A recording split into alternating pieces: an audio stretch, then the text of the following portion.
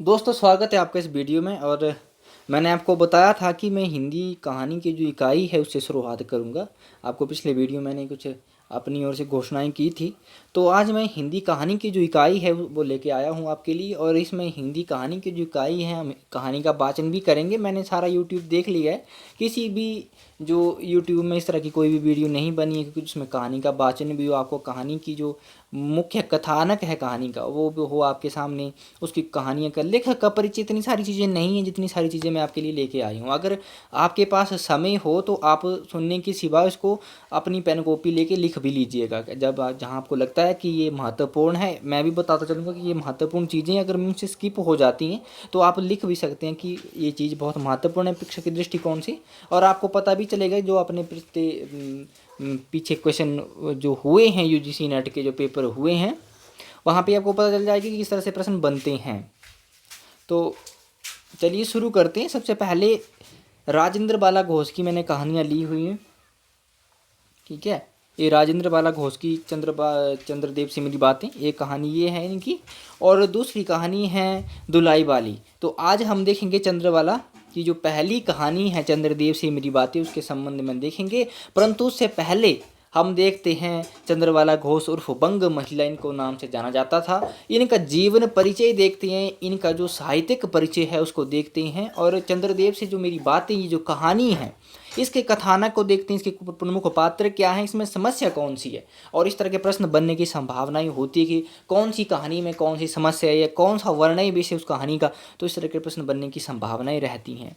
तो सबसे पहले राजेंद्र बाला घोष इनका नाम था। और इनका जो उपनाम था या उर्फ कह सकते हैं इनको, तो इनका उपनाम था वंग महिला के नाम से इनको जाना जाता था। और इनके जन्म जो 1882 में होता है चंद्रनगर कोलकाता में, ठीक है।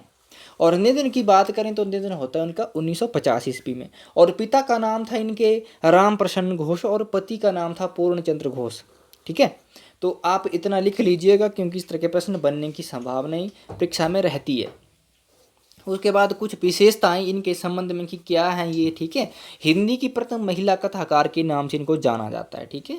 देखिए ये प्रश्न बनने की संभावना रहती है कि हिंदी की पहली कथाकार कौन है या हिंदी की पहली कहानीकार कौन है, ठीक है। तो हिंदी की जो पहली कथाकार महिला है वो है आपकी राजेंद्र बाला घोष, ठीक है। और इनकी कहानियों की बात करें तो इनकी कहानियाँ कौन कौन सी, इनकी कहानियों की बात कर रहा हूँ मैं। इनकी कहानियाँ थी चंद्रदेव से मेरी बातें 1904 में सरस्वती पत्रिका में प्रकाशित हुई थी। फिर उसके बाद कुंभ में छोटी बहू 1906 में, दान प्रतिदान 1906 में, दुलाई वाली 1907 में, मुरला 1908 में, दालिया 1909 में, मन की दृढ़ता 1915 में, ये भी सरस्वती पत्रिका में प्रकाशित हुई थी। और राई से पर्वत 1902 में ये कहानी है, बंगला से अनुदित है ये, ठीक है। यानी कि बंगला से इन्होंने अनुवाद की हुई थी कहानी। और बहुत सारी कहानियाँ जो हैं इन्होंने बंगला से भी अनुवाद की हुई हैं, ठीक है। तो ये इनकी कहानियाँ हैं और ये बहुत महत्वपूर्ण कहानियाँ। और इनका जो कहानी संग्रह है वो है कुसुम संग्रह, 1912 में ये प्रकाशित होता है, ठीक है। तो ये लेखक का परिचय को हम देख रहे हैं। और उसके बाद की बात करें तो कहानी, हिंदी कहानी लेखन में आचार्य रामचंद्र शुक्ल को अपना प्रेरणा स्रोत मानती थी ये, ठीक है। अपना आदर्श किन को मानती थी? आचार्य रामचंद्र शुक्ल को। आचार्य रामचंद्र शुक्ल की जो कहानी है 11 वर्ष का समय 1903 में, इसको हिंदी की पहली कहानियों की श्रेणी में रखा जाता है, ठीक है। तो आचार्य रामचंद्र शुक्ल को हिंदी लेखन में, हिंदी कहानी लेखन में ये प्रेरणा स्रोत मानती थी अपना, ठीक है। तो इस तरह के प्रश्न बनने की भी संभावनाएं रहती हैं। जो महत्वपूर्ण प्रश्न होंगे परीक्षा के दृष्टिकोण से वो सब मैं आपके लिए यहाँ पे लेके आया हूँ। उसके बाद हम कहानी का वाचन भी करेंगे, ठीक है। आगे देखते हैं कि बंग महिला हिंदी नवजागरण की अगुआ महिला साहित्यकार रही है, ठीक है। ये हिंदी नवजागरण की स्त्री शिक्षा, स्त्री चेतना, स्त्री मुक्ति हेतु संघर्ष आदि मिलता है इनके काव्य में, इनके साहित्य में, ठीक है। स्त्री विमर्श यानी कि फेमिनिस्ट आंदोलन की अगुआ रही है ये, ठीक है। स्त्री विमर्श की पहली साहित्यकार या कथाकार भी इनको माना जा सकता है, ठीक है। इस तरह के जो ये महत्वपूर्ण बिंदु हैं ये आपको देख लेने चाहिए क्योंकि आपकी सिलेबस में इनकी कहानियाँ लगी हुई हैं तो प्रश्न कहीं से भी बन सकता है। उसके बाद आगे देखते हैं कि बंग महिला की पहली कहानी जो थी वो चंद्रदेव से मेरी बातें, यानी कि मौलिक कहानी इनकी, ठीक है। सरस्वती में 1904 में प्रकाशित हिंदी साहित्य की पहली कहानी थी जिसने अपने समय की राजनीति और अर्थनीति को केंद्रीय कथ्य बनाया। ये हिंदी की पहली राजनीतिक कहानी थी, ठीक है। ये हिंदी की पहली राजनीतिक कहानी थी। अभी मैं आपको आगे बताता हूँ। इस कहानी में भारत की बदहाल आर्थिक दशा और देश में फैली बेरोजगारी के चित्रण के साथ साथ समाज में नारियों की स्थिति, जातिगत पक्षधरता और हर क्षेत्र में वृद्ध पीढ़ी के अनुचित दबदबे का रेखांकन है। ठीक है, ये किसने कहा है?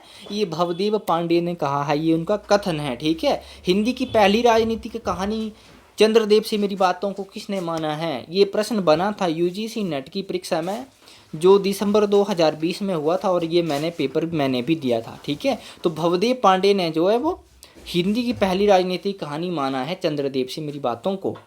ठीक है, तो ये प्रश्न आपके लिए महत्वपूर्ण है, इसको लिख भी लीजिएगा। उसके बाद आगे देखते हैं, चंद्रदेव से मेरी बातें कहानी में समकालीन वायसराय कर्जन के, ठीक है, लॉर्ड कर्जन के प्रशासन पर करारा व्यंग्य है। ये किसने कहा है? ये गोपाल राय जी का कथन है। ठीक है, चंद्रदेव से मेरी बातें कहानी में समकालीन वायसराय कर्जन के प्रशासन पर करारा व्यंग्य है, ये कहा है गोपाल राय ने, ये कथन है उनका, इसको भी आप लिख लीजिएगा। उसके बाद है, चंद्रदेव से मेरी बातें कहानी को हिंदी की प्रथम पत्रात्मक, व्यंग्यात्मक, संवादात्मक और एक आलाप की कहानी भी कहा गया है। ठीक है, ये पहली संवादात्मक कहानी है, पत्रात्मक कहानी है। ठीक है, उसके बाद आगे देखते हैं, और आगे है कि तत्कालीन समय की राजनीति, अर्थनीति पर केंद्रित इस कहानी में भारत की बदहाल आर्थिक स्थिति, बेरोजगारी, जातिगत भेदभाव, स्त्रियों की दयनीय दशा का चित्रण है। भारत के पराधीन तथा अंग्रेजों की शोषणकारी नीतियों को वर्णन व्यंग्यात्मक ढंग से किया गया है। ठीक है, इस तरह की जो ये कहानी है, इसका कथ्य है। ठीक है, वर्णन विषय भी इसको कह सकती हैं। अंग्रेजों की नीति व्यवस्था पर व्यंग्य है। ठीक है, अंग्रेजों की जो नीतियां थी, कूटनीतियां जिसको हम कहेंगे, उन पर व्यंग्य किया गया है। ठीक है, हास्य व्यंग्य की तरह की कहानी है। भारत के आधुनिकता की अंधाधुन करने की प्रवृत्ति पर भी व्यंग्य है। ठीक है, इस तरह के प्रश्न बनने की संभावनाएं होती हैं, जैसे नेट जैसी परीक्षा, क्योंकि सिलेबस में लगी है, तो यहाँ पे पूछ सकते हैं। नेट जैसे नेट की जो परीक्षा होती है उसमें प्रश्न इस तरह के बन सकते हैं कि चंद्रदेव से मेरी बातें कहानी का वर्णन विषय क्या है या उसमें क्या है। ठीक है, तो आपको प्रश्न बन सकते हैं, व्यंग्यात्मक ढंग की कहानी है। ठीक है, अंग्रेजों की शोषणकारी नीतियों का पर्दाफाश किया गया है। ठीक है, स्त्रियों की बदतर स्थिति का चित्रण है, जातिगत भेदभाव है, राजनीति पर केंद्रित है। ठीक है, अर्थनीति पर केंद्रित है। तो इस तरह के प्रश्न बनने की संभावनाएं होती हैं, और इस तरह के प्रश्न जो वो आज की डेट में बन रहे हैं। ठीक है, ये नहीं समझिएगा कि वहाँ से पात्रों से संबंधित प्रश्न बनेंगे, डायरेक्ट प्रश्न बहुत कम बनते हैं। ठीक है, उसके बाद आगे देखते हैं। आगे हमारा था, पात्रों को देख लेते हैं कि इसमें पात्र कौन कौन से हैं। सबसे पहले पात्र की बात करें तो कथा नायिका यानी कि लेखिका खुद पात्र हैं इसमें। ठीक है, ये आत्मकथात्मक शैली में लिखी गई कहानी है हिंदी की। ठीक है, कथा नायिका कौन हो गई? लेखिका। उसके बाद भगवान चंद्रदेव हैं, जिनको इस कहानी में वृद्ध कहा गया है। ठीक है, उसके बाद लॉर्ड कर्जन हैं, ठीक है, जिन पे व्यंग्य किया गया है। चित्रगुप्त है, और चित्रगुप्त को क्या कहा गया है? देवताओं के चीफ जस्टिस कहा है इस कहानी में। और इस तरह के प्रश्न बन सकते हैं कि चित्रगुप्त को किस कहानी में देवताओं के चीफ जस्टिस कहा गया है। ठीक है, इस तरह के प्रश्न बन सकते हैं। धनवंतरी को फैमिली डॉक्टर कहा गया देवताओं का। ठीक है, तो इस तरह के प्रश्न बनने की संभावनाएं रहती हैं, इस तरह के प्रश्न बन सकते हैं। वो जो प्रश्न बन सकते हैं परीक्षा के दृष्टिकोण से, वही प्रश्न मैंने यहाँ पे आपके लिए लाया हूँ मैं। ठीक है, अब शैली की बात करते हैं कि कौन सी शैली में लिखी गई है। ठीक है, ये शैली मैं आपको बता देता हूँ। संवादात्मक शैली, व्यंग्यात्मक शैली और आत्मकथात्मक शैली है ये। ठीक है, इन शैलियों में कहानी लिखी गई है। मुख्यतः ये आत्मकथात्मक शैली में लिखी गई कहानी है। उसके बाद देखते हैं व्यंग्य का, कि व्यंग्य का माध्यम क्या है इसमें। चंद्रदेव से मेरी बातें, चंद्रदेव से बातचीत की को माध्यम बनाकर भारत में अंग्रेजी साम्राज्य की स्थापना से राजनीति एवं आर्थिक व्यवस्था में आए परिवर्तन पर करारा व्यंग्य या प्रहार किया गया है। ठीक है, इस कहानी के माध्यम से। तो आप इसको भी लिख सकते हैं, क्योंकि इस तरह के प्रश्न बन सकते हैं। उसके बाद इसका जो केंद्रीय विषय है, यानी कि वर्ण विषय कह लीजिए आप, या केंद्रीय विषय कह लीजिए इसको, तो लॉर्ड कर्जन और अंग्रेजी प्रशासन पर करारा व्यंग्य किया गया है। ठीक है, तो ये तो हो गई आपकी एक सामान्य सी जानकारी राजेंद्र बाला घोष के संबंध में, और उनका जीवन परिचय हमने देख लिया, उनका साहित्यिक परिचय देख लिया, और चंद्रदेव से मेरी जो बातें कहानी है उसका हमने कथानक देख लिया, उसके पात्र देख लिए, और उसके विद्वानों ने इनको क्या क्या इस कहानी को कहा है। किसने इसको पहली राजनीति की कहानी कहा, किसने समकालीन कहानी कहा इसको। ठीक है, इस तरह की कहानियाँ जो थी हमने ये विद्वानों के अनुसार, इसका जो विद्वानों ने कहा है वो भी हमने देख लिया है। तो अब हम कहानी है इसकी, चंद्रदेव से मेरी बातें, इसका जो पूरी कहानी का वाचन करते हैं। तो चलिए कहानी का वाचन शुरू करते हैं। तो चलिए शुरू करते हैं हम कहानी का वाचन। कहानी है चंद्रदेव से मेरी बातें, बंग महिला की ये कहानी है और सरस्वती पत्रिका में प्रकाशित हुई थी। देखिए कहानी का वाचन करने से ये होगा कि आपको पता चलेगा कि इस कहानी में किस तरह के संवाद आते हैं और संवादों से संबंधित प्रश्न बनने की संभावनाएं रहती हैं। आपको पता चलेगा कि इसमें पात्र कौन कौन से, जो मुख्य पात्र है उसकी क्या भूमिका है, वो किस तरह की है, उनकी मनस्थिति क्या होती है। ठीक है, तो इस तरह के जो प्रश्न बनेंगे आप उन प्रश्नों को सही कर पाएंगे। छोटी सी कहानी है, आपको पढ़ने का भी मजा आएगा। और सुनिए इस कहानी को कि किस तरह से ये कहानी थी। ठीक है, मैंने सारा यूट्यूब में देख लिया है, इस तरह से किसी भी कहानी का वाचन नहीं किया गया है। जो 21 की 21 कहानियाँ लगी हैं उसी तरह से जैसे हमने इसको देखा उसी तरह से सब कहानी को हम देखेंगे। तो चलिए शुरू करते हैं। आत्मकथात्मक शैली में लिखी गई कहानी, लेखिका का यहाँ से शुरू होता है। लेखिका कहती हैं कि भगवान चंद्रदेव, आपके कमलवत चरणों में इस दासी का नेक बार प्रणाम। आज मैं आपसे 2-4 बातें करने की इच्छा रखती हूँ। क्या मेरे प्रश्न का उत्तर आप प्रदान करेंगे? कीजिए, बड़ी कृपा होगी। देखो, सुनी अनसुनी सी मत कर जाना।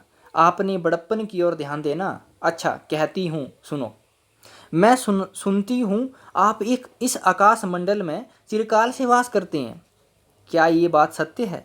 यदि सत्य है तो मैं अनुमान करती हूँ कि इस सृष्टि के साथ ही साथ अवश्य आपकी भी सृष्टि हुई होगी। तब तो आप ढेर दिन के पुराने बूढ़े कहे जा सकते हैं।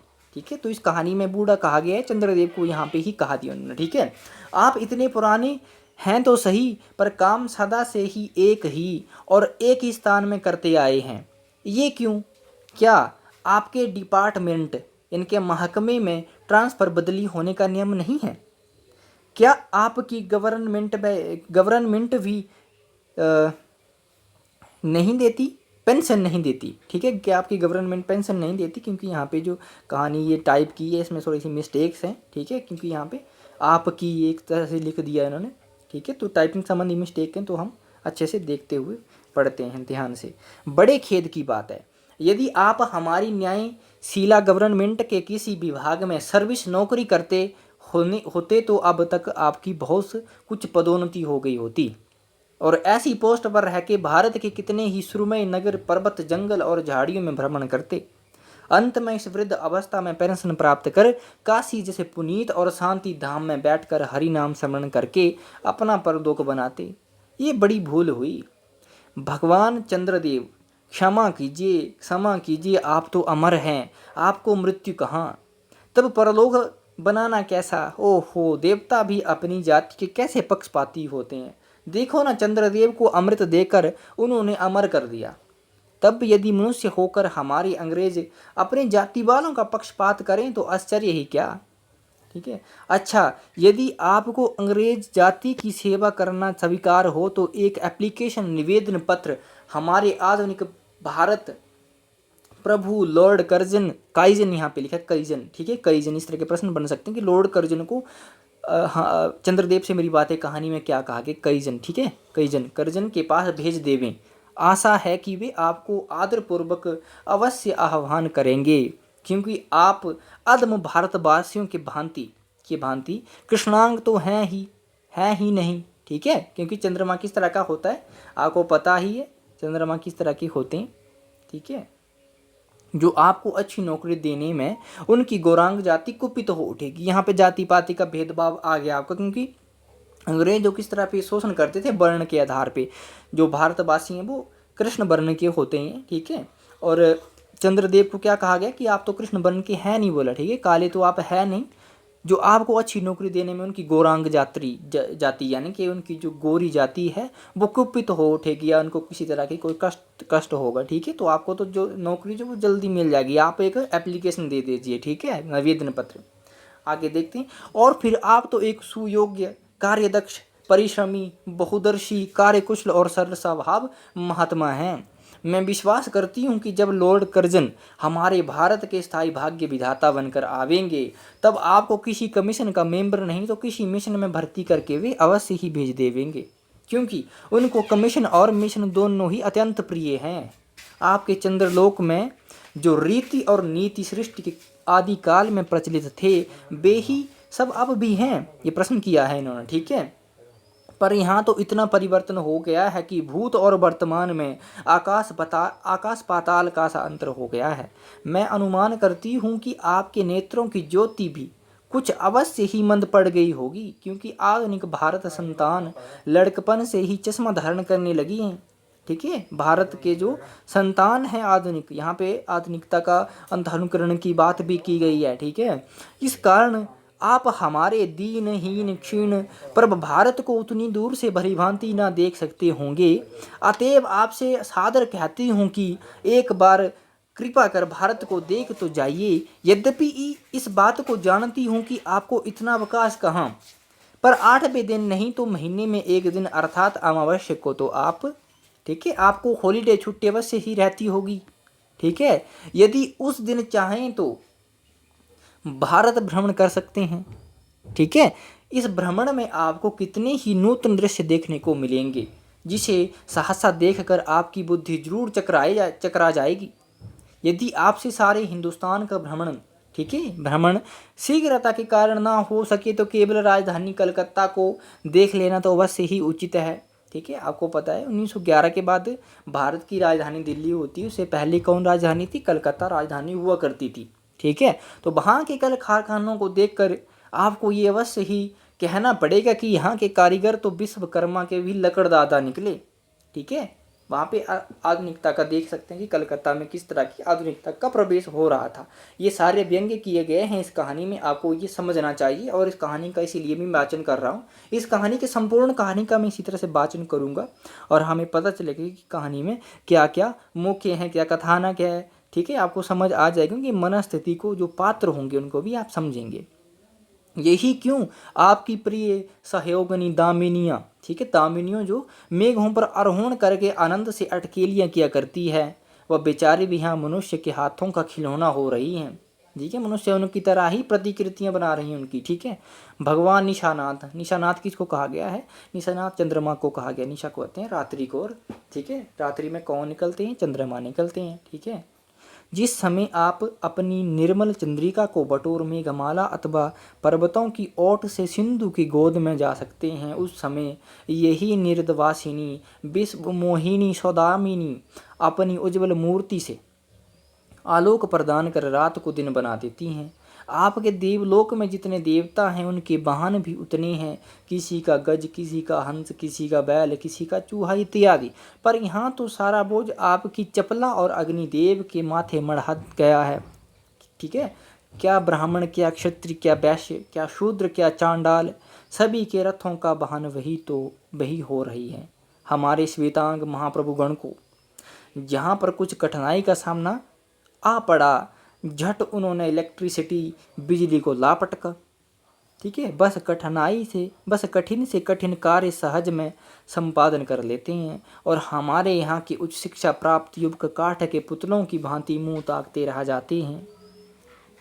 जिस व्योमवासिनी विद्युत देवी को स्पर्श तक करने का किसी व्यक्ति का साहस नहीं हो सकता, वही आज पराये घर में आश्रिता नारियों की भांति ऐसे दबाव में पड़ी हैं कि वह चूं तक नहीं कर सकती। क्या रे, ठीक है, क्या करे। बेचारी के भाग्य में विधाता ने दासी व्रति ही लिखा था, ठीक है। हरिपद पदोद्भवा त्रैलोक्य पावनी सुरसरी के भी खोटे दिन आए हैं, वह भी अब स्थान स्थान में प्रबंधनग्रस्त हो रही हैं, ठीक है। त्रैलोक्य पावनी सुरसरी किसको कहा गया है? हरिपदोद्भवा त्रैलोक्य पावनी सुरसरी धरती को कहा गया है यहाँ पे, ठीक है। इस तरह के प्रश्न बनने की संभावना रहेगी कि कहानी में ये किसके लिए आया है, किस तरह के प्रश्न बन सकते हैं।